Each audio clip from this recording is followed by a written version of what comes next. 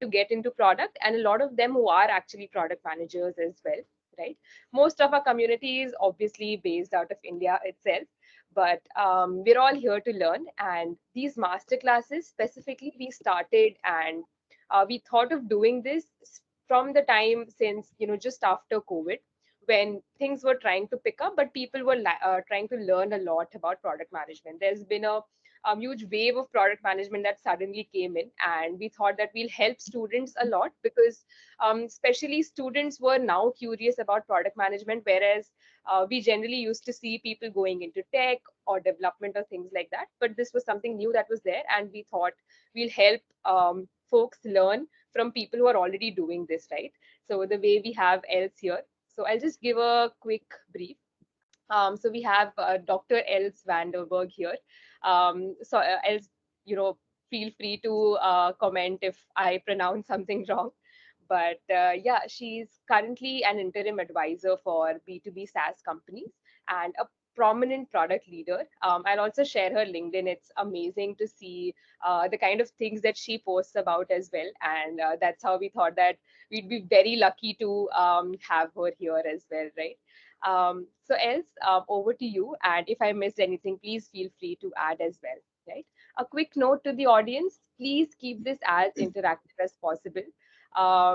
It's a Yes. gem and it's a very good chance that you have and you are directly able to connect with so many amazing product leaders. So do keep asking your questions and queries. Awesome. Over to you. Great. Thank you for that super warm welcome. That was really nice. And thank you to so many people in this call. Like I heard it's cricket and it's Sunday. So I'm really amazed to see so many people here. Like I really appreciate it. I feel quite honored. So yes, let me dive straight in. So I'm going to be talking about not only just defining your ICP, but also aligning on your ICP. So I spelled it out here. ICP stands for Ideal Customer Profile. We love to just talk in abbreviations because it makes us feel smart and cool, but that's what ICP stands for. I talk and think about ICPs a lot, and I'm going to start by explaining a bit why that is, why it matters to me so much. But first, this is my face. This is me. As Sakshi already mentioned, I'm an interim product lead, product advisor, and coach. And to make it a bit more long and wordy, I specialize in B2B SaaS companies, specifically startups and scale-ups. Shortly put, this means I'm a solopreneur, and it means I get to work with and see a lot of B2B SaaS companies. I became a solopreneur in 2022, but before that, I was always just employed. And I've been in tech since about 2010, and in product since about 2016. So a little bit. I hear that Mario says that he doesn't see the screen. Can other people see the screen? The Yeah, screen we is can. important. Okay, it's just your iPad Teams app, Mario. If anyone else can't see the screen, please type in the chat now or forever hold your silence. So I was always employed before, and I have this preference for startups and scale-ups. So I've been at companies from as small as 2 people, very tiny, till about maybe 300 people, so kind of around that size. So I'm just going to start with the interactive stuff. Are there any other startup people in this call? Startup, I mean, between the sizes of 2 and 300. Please write a yes in the chat or a thumbs up so I kind of know if there's other people like me who might have had similar experiences. Ah, yeah, there we go. 15 persons. Yes, I see some yeses. Okay, then some of you may feel me. If you worked in startups and scale-ups, you know that a lot of startups die. A lot of startups fail. About 90% of startups fail. So I personally have seen a lot of failure, which I always hope doesn't reflect personally on me. I've also seen some good stuff, but I've seen a lot of failure. So I want to start by talking a bit about that. I'll keep this short, but I'll talk to you a bit about the companies where I worked. So one of them was called Hunger. I worked there in 2014, a long time ago already. We were a tiny B2C food delivery startup. We were 8 people at the max, and we died relatively soon. We had raised less than $1 million, so we died after 8 months, and we had very little traction. A similar failure story is Data Wallet, which was a B2B company. very similar. We were around for a bit longer, but also had pretty much zero traction, very little traction, so we died. Then there was another company called Benfleet Services, also B2B, where we did okay. We were actually around for maybe like 5-6 years. We made it up to like 100 customers in B2B, so we did okay, but it was not enough to keep the lights on. We still had to shut down after these years. It was just not enough to compete in the market. Then I also worked for a company called 𝗂𝗱𝗂𝗂. 𝗂𝗂𝗂𝗂 is a payment gateway, so also B2B. You see, I have this B2B thing going on. And 𝗂𝗂𝗂𝗂𝗂 is still alive. It's one of my few work experiences, the few companies that actually is still around and doing fine. Not your crazy unicorn hyper growth story, but doing okay. And I think a lot of us have experience with these kind of companies that are not like amazing, your Facebook, your Amazon kind of story, but still around. And then my only almost hyper growth story would be SumUp. SumUp, some of you may know, do this like card reader, and SumUp, I was there during this time that it really exploded, right? We were really drowning in demand. So that was kind of my cool story.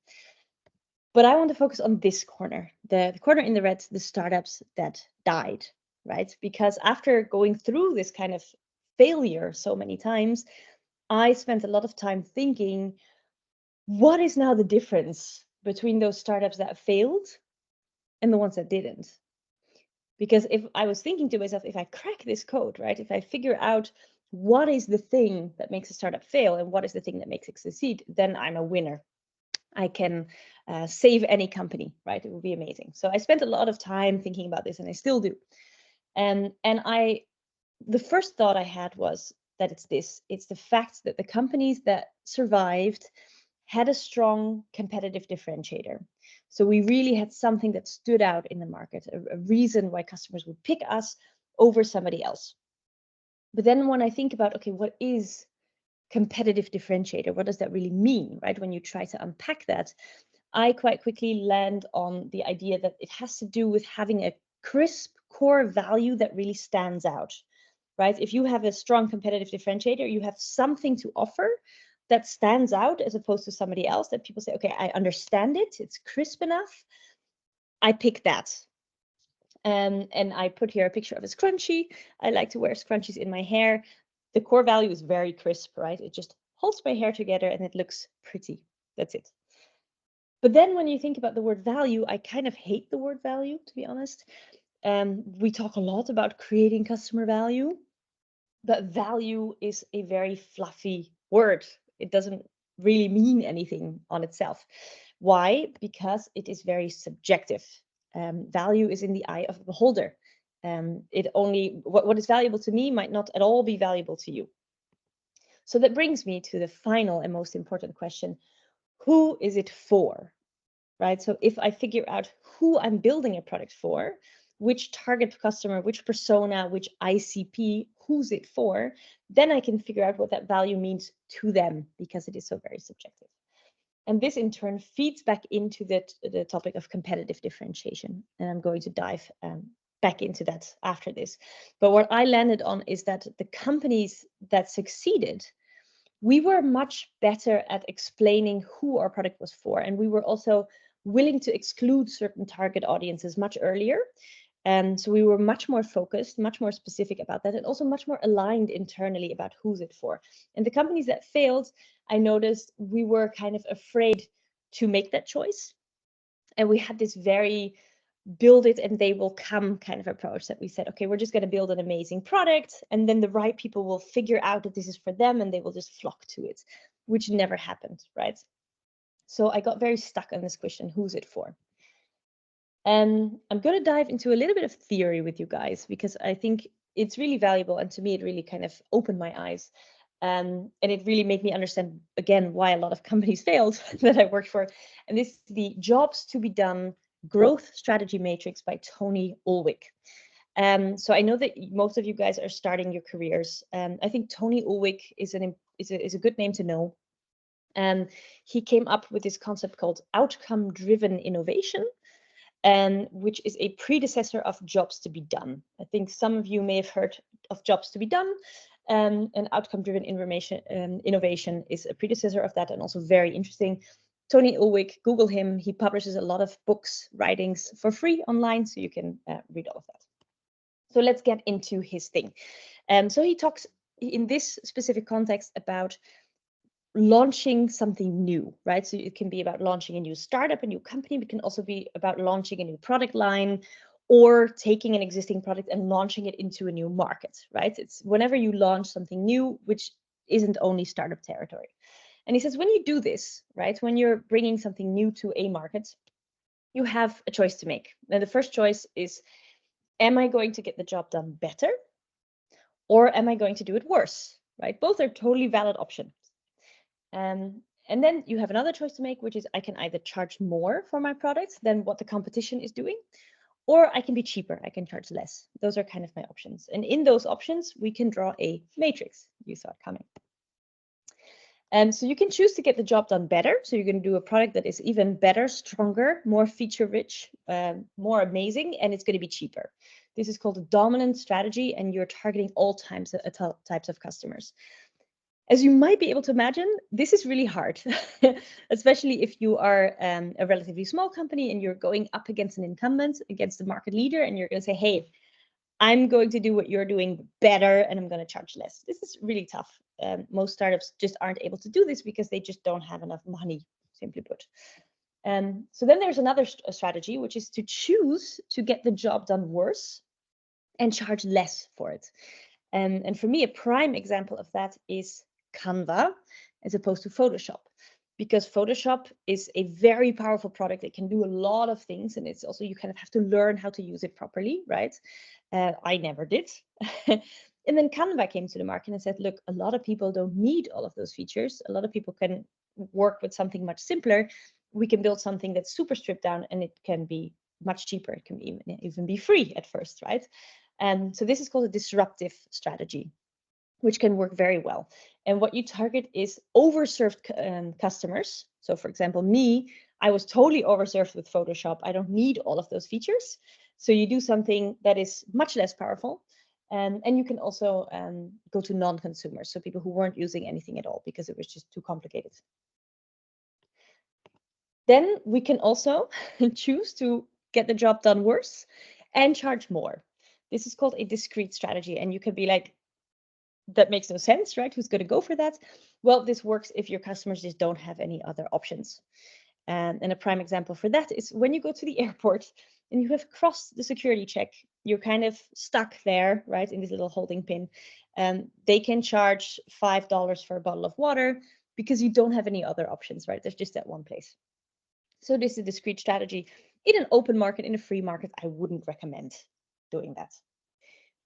And then now, last but not least, my personal favorite strategy, or a strategy that most of the companies that I've worked with that are successful have followed, is a differentiated strategy. So you're trying to get the job done better and charge more. But how can you do that, right? Like that's also quite difficult. How can you do that? And the way that you do that is to look in this big, maybe red ocean, right? You look where maybe a market leader is solving something for a lot of different people, but you look within that red ocean if there is a small niche of people whose needs aren't perfectly being met, right? Because they have something that is okay for them, a solution that is kind of fine, but maybe nothing that really suits them perfectly, that is really special because it understands their needs of this specific niche so well. And so that's where, of course, because if you do something that really suits them perfectly, you can charge more, right? And a typical approach of this is like a vertical approach. So you say, okay, we're not going to build a CRM, right? There's already Salesforce and Zoho, there's so many CRMs, but we're going to build the CRM for architects in the German markets, right? Because they have these specific needs that are really complicated, and we're going to do something specifically for them that fits really perfectly.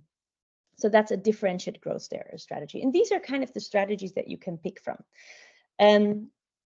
So this is my favorite one because it allows me to build a product that is better for a specific someone. And this is kind of why I got into product management, right? I really like the idea of picking a specific someone and doing something really outstanding for them. And then these people have unmet needs, so they are willing to pay for that. A lot of companies, a lot of startups are kind of stuck in the middle, which means they might get the job done a little bit better, but not a lot better. Or they might charge a little bit less, but not a lot less. And this works if you are an incumbent, if you're just trying to keep people on your platform. But it does not work if you are new and you're trying to draw people to your platform. Because you need to be really a lot better or a lot cheaper to get people to switch to your platform, right? And to me, this was really striking because I think a lot of the startups and scale-ups I worked for, we were kind of stuck in the middle, which is not enough to get customers to move to you. So going back to this differentiated growth strategy, I would really like to build a better product for a specific someone. And that finally leads to the ideal customer profile, because I think the ideal customer profile, the ICP, is a way to describe that specific someone that you're building a product for. So now finally, you might be wondering, what is an ICP, right? How do you describe that? What is the definition? So it describes an ideal customer for a business based on common attributes, which could be, but don't have to be, demographics, behavior patterns, needs, and pain points. So it's basically a description of an ideal target customer. And what is important for me here is that when I started talking about ICPs and target audiences and who's it for, I got back a lot like, oh, that's something that marketing deals with. That's a sales thing. And I strongly disagree, right? I think this is a company-wide thing. We need to all be building and selling and marketing the product to the same ICP, the same target customer, the same persona. It cannot be done in a silo, right? So it's definitely not just a marketing or sales problem. And then here, another, what I think is an important learning for me is that when you try to serve everyone on the flip side, you'll end up building a product that is kind of okay at a bunch of things, kind of moi, but not great at anything in particular. And I personally have tried building multiple one-stop shops. Let me ask again in the chat, have any of you tried building a one-stop shop? So try to kind of capitalize on this idea that people are now switching between tools quite a lot. And you said, you know what, we're going to build this one-stop shop. So we have this big tool that can solve for 10 use cases instead of one, and people can just use us and they don't have to switch between tools anymore. Does anyone have experience with that? Please tell me in the chat, because I'm curious to hear. I do have experiences with that. It didn't go very well. Because in the end, what we tried to do as a pretty small startup or scale up was, okay, thank you, exactly. Most of us have been there once. You try to copy market leaders for different mini use cases, right? But in the end, you don't have that deep pockets or that expertise for this specific use case. So in the end, you're going to build maybe 10 mediocre, inferior copies of what the market leader is doing in one thing. And when you talk to customers, in the end, they say, look, I'm okay with switching between tools if that means I'm getting the best in class, right? So I have a lot of painful experiences with one-stop shops, at least for startups and scale-ups. So the problem that I've detected really is that a lot of companies have internal unclarity and misalignment on who they are serving, right? And it's not because they're stupid people running the company. So I was asking, like, okay, how come so many scale-ups get here, right? And the reason is that when they launch on day one, it is often too early to pinpoint an ICP, because you simply don't know yet, right? You have a value proposition, you have an idea, product idea, business idea. You can't say with absolute certainty, okay, this is going to be this very specific target audience, this very specific ICP that's going to love it. You don't know. You have to go out into the world and kind of see who it resonates with, who you can sell it to, right? So there is a bit of experimentation. So then in phase one, that's what they do. They run experiments with a variety of ICPs. So what often happens in B2B is that after a couple of years, they'll have a customer base with a variety of different target audience, because they've done a lot of pilot projects, right? So a lot of maybe customize it a little bit to kind of try a variety of different ICPs and see what works, what sticks. And then at some point, usually companies come to me when they're around Series A or B, and they say, okay, now we have this customer database which has all of these different, or this customer base with all of these slightly different ICPs. And now we're actually running 10 slightly different versions of the products because we've customized so many things. And there's all of these toggles in the back end, and it's getting really complicated. And it's really bloated and hard to maintain. So it's also really hard for them to develop new stuff. It gets really slow because it's a very big, bloated, heavy product. But also for the customers, the product is getting a bit hard to use because it has all of these features that are hidden somewhere in the menu. And marketing is also suffering because marketing and sales, because they can't really explain it anymore. It's this really bloated, big, heavy beast at this point. Yeah, and I see here exactly WeChat. Exactly, some of them, big companies, they have a multi-purpose platform and they got quite successful in this. And this is very true. There are a lot of big names. For example, Notion also is now multi-purpose, and there's a lot of examples of bigger companies that are actually doing this kind of horizontal approach quite well. But if you dig into the history, they started with a very vertical approach, right? So they cornered one use case. So for Notion, for example, it was they cornered the knowledge base use case and then expanded from there. And WeChat, I think as well, started maybe just with chat. And once they really cornered that and did really well, then they can add extra verticals on top and grow into a horizontal platform. But they didn't start like this. And I also had a very interesting conversation about this, about ChatGPT.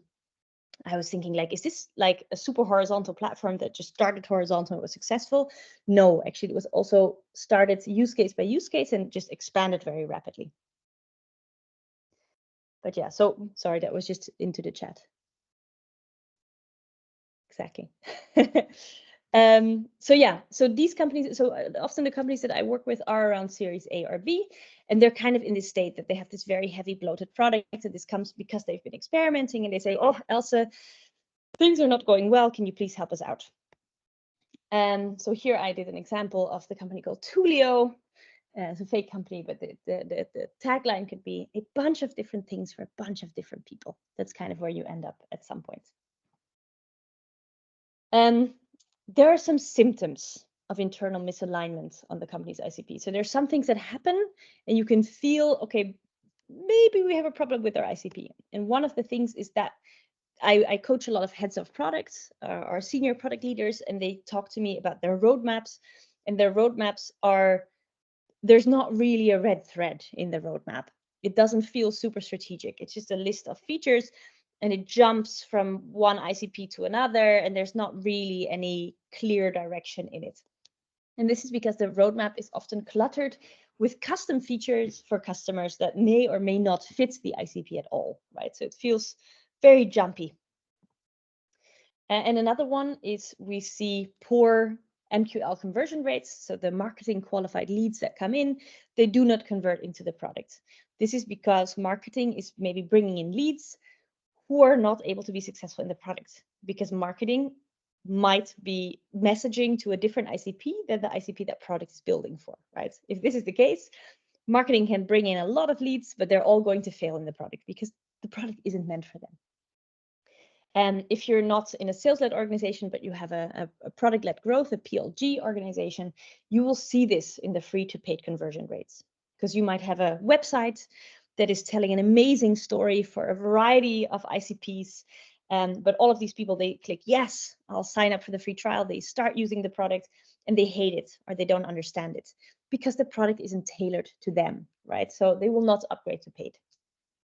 And in a more sales-led organization, you will likely see it in high churn. I don't know if you're familiar with this story. I am, where sales just makes whichever promise they need to make in order to get these contracts through the door. And then the customer finally starts using the product and they're deeply unhappy with it, right? Because it doesn't live up to their expectation because it wasn't for them in the first place. So you see these kind of symptoms, and often this is related to the fact that we're not chasing the same ICP across departments in the organization. And of course, also poor sales conversion rates. This has to do with the fact that it's becoming very hard to explain the product. I've worked with a lot of salespeople who are really struggling to tell a cohesive story in their sales pitch. because the product isn't cohesive, because we're just jumping from one ICP to another. We're trying to serve everyone. There's no crisp story because we don't know who's it for. And yes, exactly. Now that you've seen these symptoms, right? I want to ask you a show of hands. We can do this digitally. Maybe type a yes if you say, okay, I feel totally confident that we are fully aligned on the ICP. We're totally good. And type a no if you feel like, okay, maybe we have a bit of an issue with misalignment, or maybe ICP misalignment based on any of these symptoms that I mentioned. So no if you're not so confident, a yes if you think we're totally good here. We don't have any issues with our ICP. I'll give you guys some time because I'm always super curious to see what actually comes in here. I guess that's also why you're here. So maybe it's a bit of a self-selected group. Okay, I see a lot of no's coming in. This is kind of what I expected. This is what happens a lot. And when I start with a new organization, the first thing I do is I have one-on-ones with members of the leadership team. And I ask them, like, okay, who's the product for, right? Who are you selling to? And I almost always, actually 99.9% of the cases, find discrepancies. Sometimes they are not so important, sometimes they're very important.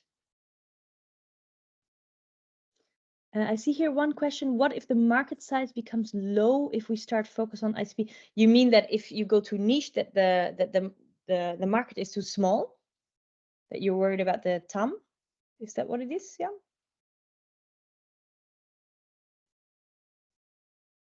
Okay, assuming that's what it is. I heard this a lot, right? That because I tell people focus on an ICP, focus on a niche ICP even, right? So that you can understand their needs and really nail their use case and like delight them. And then I get back, yeah, okay, but how are we going to especially raise VC money, right? We're saying, look, we're just going for this niche, and the VC is going, but we want you to go for $1 million, like $1 billion market. You can't go niche, and how are we actually going to grow? The answer to that, I will get to it later as well, but the answer to that is that once you've nailed your ICP, right? Once you have really solid product market fit in one ICP, you can add other ICPs on top. And this is kind of what WeChat probably did, what Notion did, what a lot of these companies that look very horizontal now did, is they actually started with one ICP and just added ICPs on top. So that's how you grow from a tiny little pond into a big, big, big ocean. I hope that helps. Okay, so let me move on. So I've seen a bunch of no's, and from my experience, it's often a no. So now we realize we're misaligned. Oh no. So how can we now fix it? So some hints that I always say: we should never ever make the mistake of assuming that we are aligned on the most important topics. This is a mistake that often happens, that we assume that we're fine, we don't talk about it, but actually there's a lot of misalignment underneath. And also, secondly, alignment is a continuous effort.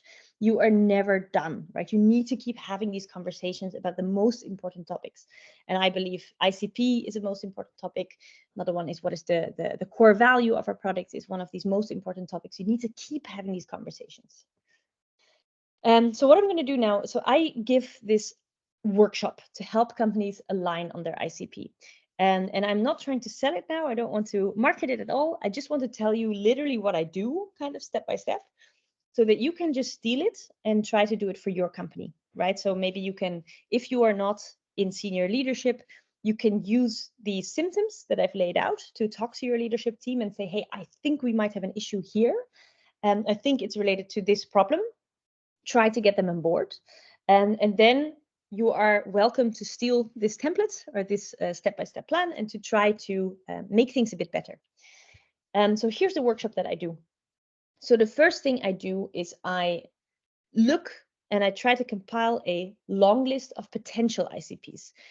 So as said, usually what happens is there are lots of options, right? Product might be serving maybe 3 different ICPs already. Marketing maybe has some whole different ICPs in mind. Sales has their own plan. So there are already a lot of potential ICPs kind of floating around. So I try to formalize that in a list.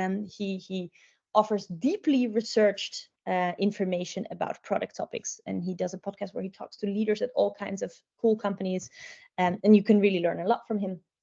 And he did this guide for B2B companies where he talks about, I also love his podcast, very nice, where he talks about how to identify your ideal customer profile. And there he compared, again, a bunch of successful tech companies, and he said, look, what he saw that they all have in common is that they describe their ICP based on 3 attributes, in total 3, and they pick these 3 out of this list of 9. So these 9 attributes that you can kind of pick from are the company size, the job title of the persona that you're targeting, the pain points that you're solving, the company's unique way of working. Here are examples: design-driven, operationally heavy, these like unique ways of working, the specific tech that they use, the type of business, the price point that they sell at, the geography, where are they located, and, for example, a unique place where the user spends their time. So most companies took 3 out of these 9 attributes and kind of put them together, and then, of course, filled in those templates with something that is specific for their company. I've worked with a lot of companies, and a lot of them, they start by trying to use company size, for example, as one of the key attributes. It's a very common one. And actually 2 companies that I recently did this with reverted back from using company size and went more on the pain points and the job to be done on the use case front, because they felt that the company size actually didn't accurately capture the difference between their ICPs. So that's an interesting finding. Here to make it a little bit more concrete, for example, let's say you have a bunch of ICPs.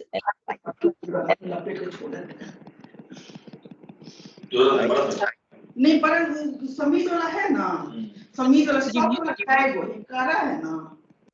Ayush? Yeah, perfect. Little interruption there. So here's to make it a little bit more concrete. For example, you have a variety of ICPs to pick from. For example, you have customers from a bunch of industries. You have some customers in the automotive industries, others in telecom, industry 4.0, or in banking. Then you have these sizes to pick from. you have a bunch of pain points that they're suffering from. Some of these companies in your customer base, they need to digitalize their processes. Others, they're trying to implement AI. Somebody else is trying to increase their operational efficiency, and others are trying to stay ahead from the competition. So these are maybe different pain points that they're suffering from. There's different personas that you could be targeting, and there's different geographies. So maybe you can then say, okay, we have one specific ICP, and we're looking at customers in the automotive industries who are trying to increase their operational efficiency in Germany. That could be an ICP description, right? So you kind of pluck these things together to come up with your ICP descriptions. I hope this helps. It's still a bit vague. It becomes much more concrete if you try to do it for yourself. And the starting point that I usually use is I go into the actual customer base. I talk to somebody in the success team, customer success team, or somebody who really knows the customers. And I try to kind of distill, okay, what are the right descriptions for these ICPs? And this is quite a process. This is difficult to get it right, but it's worth the effort. And then step 3, of course, okay, now that we have a long list of ICPs, we've described them, how do we now rank them, right? And there the question is, okay, what are the factors that really matter? And for me, it's these. Number 1, how easy are they to reach and acquire? And of course, in reality, reaching and acquiring are 2 very separate steps, right? I just put them in bulk here. But that's the first question, how easy are they to reach and acquire? And the second one, how easy are they to retain and upsell? Again, 2 slightly different things. I bulk them, you can tear them apart if it makes more sense for your business, right? And then third one, what's their value for you? So this can be annual contract value or their lifetime value or their CAC payback period, whichever metric you want to use. The point is that it should kind of reflect how valuable this customer is to you. And you will see there often that between 1 and 3, you will see kind of a mirror.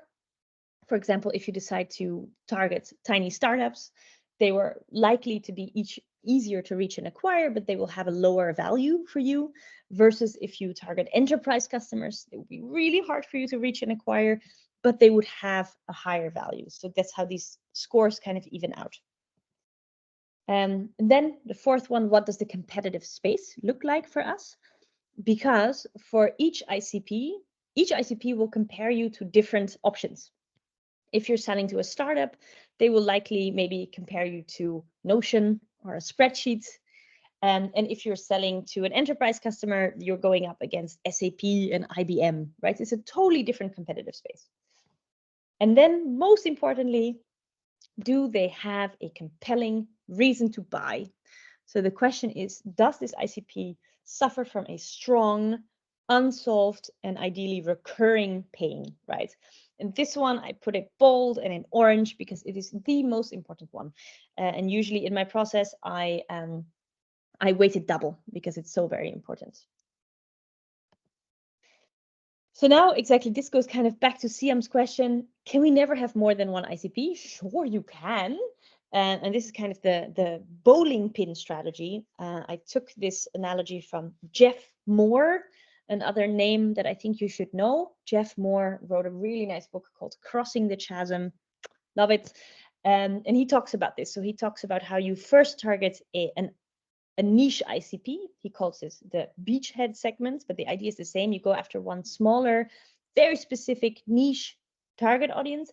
And then once you have product market fit there, you can strike out to adjacent ICPs. And that's how you grow your pond. It gets bigger and bigger and bigger. But a lot of companies that I work with try to do this too soon. They try to strike out to multiple ICPs before they have product market fit in the first one. And there's so many definitions for product market fit. I don't want to get in there, but one that I quite liked is that you have product market fit when you can repeatedly sell a standardized product. So you have one product that you can sell again and again and again. So if you're still making customizations every time you make a sale, you probably don't have product market fit. And then another question, once we've done this exercise and we've agreed on our ICP, can we never change it? Yes, you can. You really should. Even you should always be adjusting your ICP based on real world learnings, right? And then just because you wrote it down in your knowledge base does not mean it's now set in stone. You should keep adapting it and you should keep talking about this. So this is my only takeaway. I just want to say that alignment on your ICP is the must-have to build a better product, in my experience and in my personal view. And here we got to the end. If you want to hear or read more from me, you can connect with me on LinkedIn, and you can also read my Substack. I wrote it out there, and I'm also happy to type it into the chat. The end. I hope this was informative. Ready for questions? I see one from Maya. Do you want to maybe explain it a bit more? Yeah, sure thing. I was geeking a little bit. I still had to post on LinkedIn myself. So, okay, decision-making unit, meaning if you are selling to B2B and there is like a director, there is a CEO, there is like a product manager, there is a final user, there is yada, yada. And I was just like really figuring out this week, as we are selling like a VR set for production companies, that they do digital twins and Industry 4.0 stuff. And it was really difficult to just like pinpoint the job function in which would be like the best to do outreach, right? So we had like the entire pyramid prepared in terms of ICP. There was the CEO, there was like a product manager, there was a production manager, there were like industrial workers. And it was really tough to visualize / pinpoint whom should we be reaching out. Yeah, this is really hard. And I've also worked with companies who say the persona does not belong in the ICP definition. So like Lenny, he puts the persona, he says you can put the persona in the ICP definition. I also work with a lot of companies who don't. So he keep it really like the ICP focuses on the business, and then the personas hang underneath it somehow as like a separate layer. The companies that I've worked with a lot is when we try to pinpoint the right persona, in the end, I don't care as much about who is the buyer or the end user or the CEO. Those things I kind of drop, but I focus a lot about who is kind of the champion. So who's going to be the person who is going to be pushing for our product within their company, right? Which is often somebody who has some sway, some decision-making power, but also who is experiencing pain in some level. In many cases, multiple layers are experiencing a slightly different pain, maybe. So it helps if they experience some level of pain. But it's kind of, I'm always looking for the champion. So the person who's likely going to be the one who's pushing for getting our products through a door within their company. Does that help a bit, or is that not really an answer? No, just like trying to comprehend it, because, you know, it's tough. You are building your lists and you need like a certain job function to target, either with ads or with direct outreach. And I mean, you can do interviews and you can have like a hypothesis of champion and you can like A/B test the shit out of these, but just like in my experience, usually the highest you can go, the more likely it is that something is going to happen in the next 2 months or so. Maybe it's like a little bit specific and it's more of like for industrial environment. Yeah, so I'm working with one client and they actually do a photo documentation app for logistics companies. So they sell to DHL, 𝗂𝗍𝗀𝗀, like they sell to like enterprise. And it's actually a startup that is doing this successfully already for 8 years. Really cool company, you would love him. One man show, great. And he targets not the top decision makers because they're not experiencing any pain, right? He's going, it doesn't make sense, right? So he's going for the he goes for the warehouse supervisors, like the people who are boots on the ground, but not the people taking the picture. You know, that's too low. So it's like somewhere in the middle. But just one example. For him, that really that was a great example, because I do think that we would have to go with a similar approach here with production leads or something like that, because when it comes lower down, those people don't even have LinkedIn and are impossible to Google. So probably our fairest bet. Cool. Don't want to hijack too much of your time. Thank you so much for the answer and great webinar. Okay, and I see also from Elena, how do you link ICP and buyer committee? Do you want to ask the question? Do you want to turn on your sound? I'd love to hear your voice. Yes, hi. I won't put on my camera because in my gym clothes, but yeah, so usually we do talk about ICP and buyer committee, and then in terms of product, we are probably going to be more focused on the ICP, whereas in terms of marketing communications, we need to address the whole buyer committee and make sure that our product is known and recommended by various persons in the buyer committee. So in the companies where you worked, what did you observe? Like, obviously you do an ICP for the product, but for the buyer committee, is it done only for the most important types of ICPs, or how does it go? Yeah, in the end, in reality, I end up with something that is quite multi-layered, but as long as it's aligned. So for example, we'd say, look, this is the ICP that product is focusing on, right? And this has to be public. That's the point. Everybody should have access to the same information. So product is building for this one.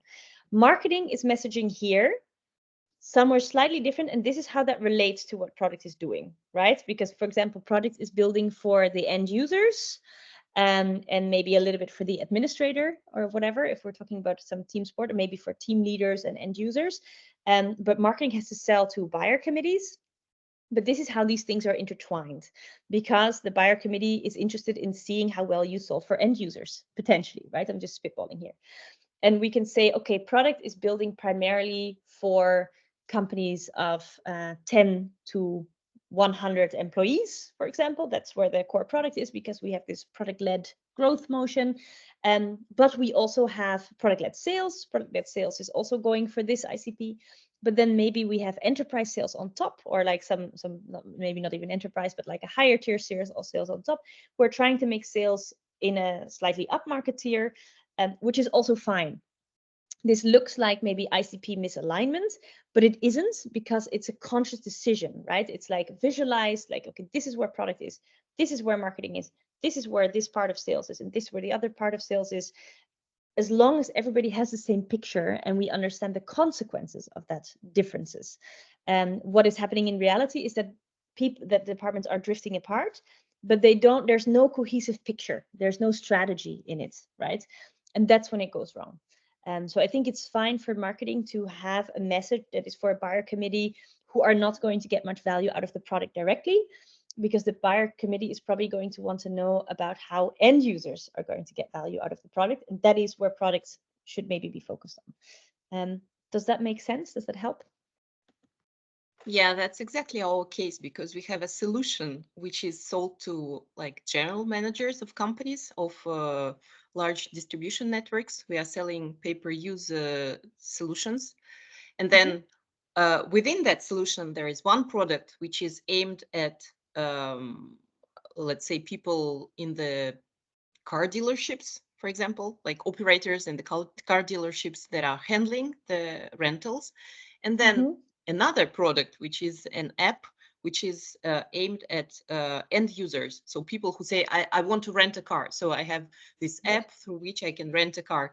So in the end, when I'm trying to align everybody in this ICP process, it's not easy, because we should convince the general manager to buy our solution. And within that solution, we have two different products, which are both not used at all by the general manager, but are used either by someone much more operational in his team, and then like B2C or B2B customers who are actually making rentals through an app. Yeah. Not easy. So I think there you have like maybe almost a marketplace, all right? You have two separate ICPs. You have two different sides of the coin. So I think it's super important. Yeah, but you have to make that very clear and visible, right? Because you will have very different marketing messaging for this B2C angle than for the B2B angle, and the product will be different for each as well, right? It will be very different, I could imagine. And then what we are selling is the solution as a complete set of, everything that's available through the solution. Yeah, I think it helps if you map it out, right? Absolutely. As long as you have a map and you do that together, and see if everybody has the same map in mind, at least, right? And so that if you make deviations from the map, that at least that's conscious, and not that, because what you often see is that everybody has their own picture of the map, and it's not the same. And this is where things break down. Okay, let me see. Are there any other questions? I'm just Awesome. scrolling up. Yes. Yeah. I think at least I'll tell you from, the kind of audience that we have had, right? It's a very new thing to learn about this, right? ICP identification is something that people who are actually building businesses are maybe the ones who encounter these issues. But I think what I have at least realized from this session is the more knowledge that you have about who are you actually selling to, right? Through these things, I think the more better it is for you to build things later on as well, right? So, else, thank you so much for this session. I don't think we can thank you enough for the amount of things that you've explained today, right? In very, very simple terms.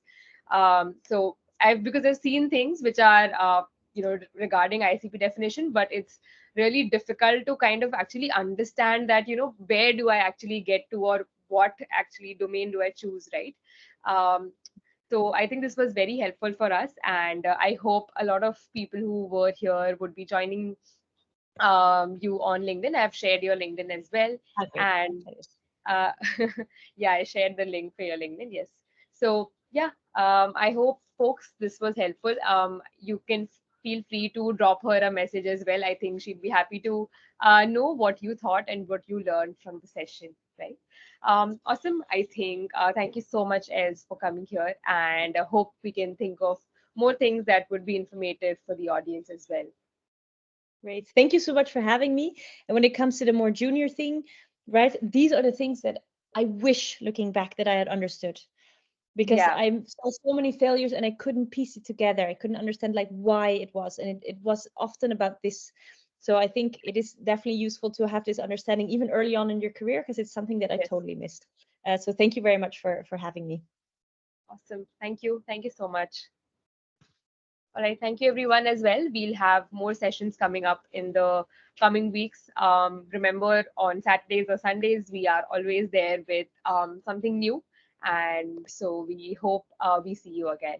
Okay. Thank you. Bye. Bye.